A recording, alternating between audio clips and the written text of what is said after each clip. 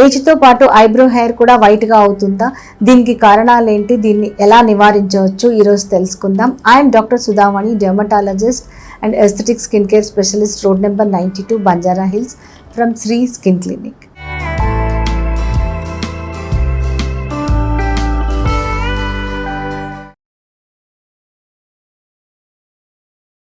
ఏజ్తో పాటు ఎలాగైతే తల మీద జుట్టు నెరుస్తుందో అలాగే ఐబ్రోస్లో కూడా 1 or 2 హెయిర్ తెల్లబడ్డం అనేది, ఐబ్రో హెయిర్ కూడా తెల్లగా అవడం అనేది సాధారణం. 1-2 అయితే పర్వాలేదు, బట్ ఎక్కువగా ఐబ్రో హెయిర్ తెల్లగా అవుతుంది అంటే ఇట్ ఈస్ ఏ కన్సర్న్.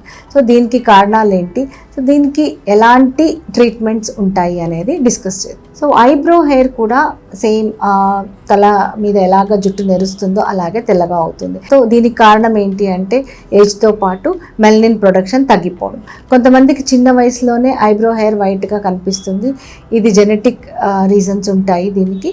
అంతేకాకుండా కొన్ని రకాల స్కిన్ డిసీజెస్లో, అంటే పోలియోసిస్ అంటాము, అక్కడ హెయిర్ వైట్గా అవుతుంది, తర్వాత స్కిన్ కూడా వైట్గా అవుతుంది, ఒక ప్యాచ్ లాగా తల మీద కానీ ఐబ్రోలో కానీ అలాగా డెవలప్ అవుతుంది. ఇవన్నీ కూడా జెనెటిక్ కండిషన్స్.